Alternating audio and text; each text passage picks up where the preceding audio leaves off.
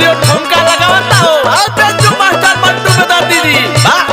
आओ संजय भाई लो है तो 16 के उमरिया कोमल शरीरिया करतारू एक्सीडेंट चमार जी के लवर बनल परमानेंट चमार जी के लवर बनल परमानेंट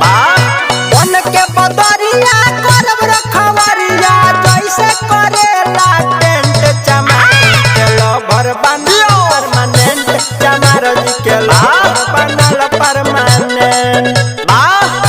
आज एक से बढ़ के एक उदाले डांस करता नहीं